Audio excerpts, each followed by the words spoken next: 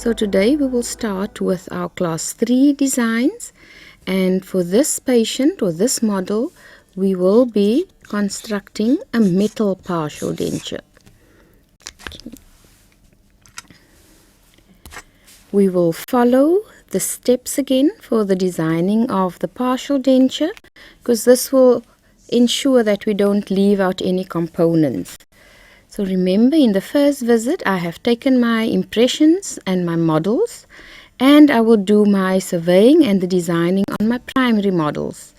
So in this case I've designed and I've drawn my arch form in the upper for the patient. I have surveyed and I have found undercuts on the abutment teeth. And remember, some may be unwanted undercuts, others will be wanted undercuts.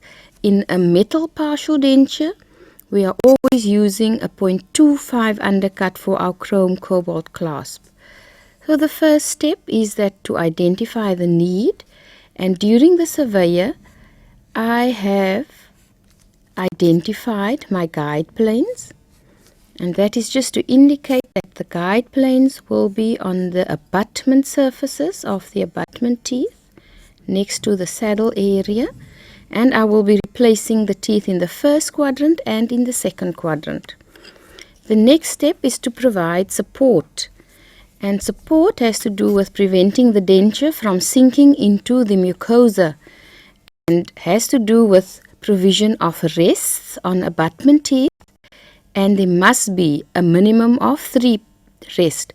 A partial denture is not a partial denture if it does not have 3 rests. So the first rest will always be on my abutment teeth, and I will prepare rest on my 1-3 and on my 2-3, and a mesial occlusal rest on my 1-6 and a mesial occlusal rest on the 2-7. Remember, rest have to be provided on the abutment surfaces adjacent to the saddle area. The third step is to provide retention. This is a metal partial denture, so I will be using chrome cobalt clasp, and we use the circumferential clasp. Circumferential clasp has 3 components. It has a rest, it has the reciprocal arm, and it has the active arm that will engage the undercut. So a circumferential clasp has 3 components: the active or the direct retainer that engages the undercut, it has a occlusal rest, and the reciprocal arm that's preventing the tooth from moving lingually. So on the 1-6 and on the 2-7 I will be preparing or will be designing circumferential clasp. On the 2-7 I can also design a ring clasp.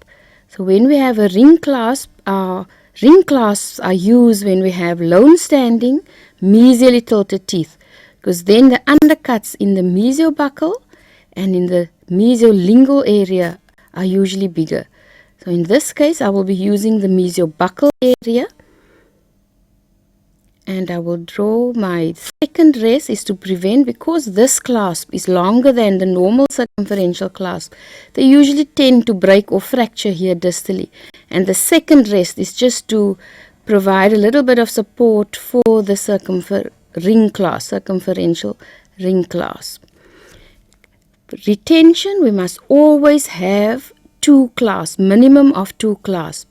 In this case, because we have a big saddle, I will be providing or designing another clasp on the canine. And remember, on canines and premolars, we cannot use circumferential clasp because of the shorter mesiodistal length of the tooth. And in this case, I will be using a C clasp that will be soldered on. And remember, as soon as I have put my active retainer, I also need to provide reciprocation. Remember, Tweedledee and Tweedledum. The next step is to connect the separate components, and this I will do by connecting the components.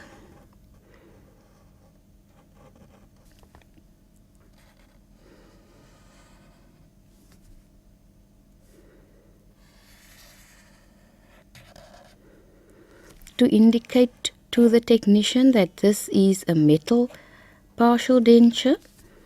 So these will be my retention holes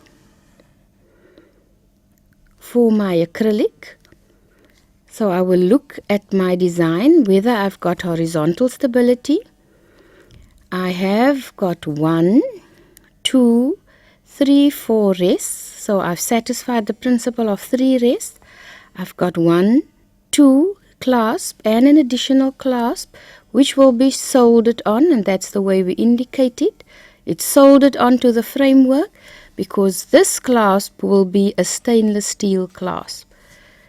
The circumferential clasp will be chrome cobalt clasps, and remember we use 0.25 undercut for circumferential chrome cobalt clasps.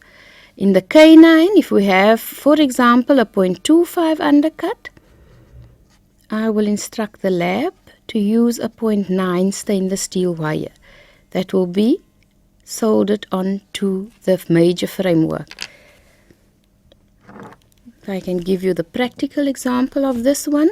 If you look at the second quadrant, I've used a circumferential ring clasp, which is the same as that one. It has a mesial rest for supporting the denture. The distal rest is to prevent the clasp from breaking. This is a premolar, but the principle is the same, and I have soldered on, or the technician will solder on, a stainless steel clasp because I cannot use a circumferential clasp on a K9. If we look at the finish denture, the finish line will be where the acrylic is attached to the metal framework, and this will be my double line that I've indicated here. On the metal framework, it will be a raised area, and this area will be where the acrylic is attached, and that will be where my acrylic teeth are attached. Okay, let's look at an example of a circumferential clasp. So on this design, which is for a lower denture, a circumferential clasp which has 3 components: an active arm, a reciprocating arm, and a mesial rest. So now we've seen how it's drawn, how it's designed, and we've seen practical examples of these. So at the end, I always see whether I have satisfied the principles of partial denture design by having my 3 rests. I have guide planes that's in contact with my teeth, my minimum of 2 clasps, and whether I have provided horizontal stability with my major connector.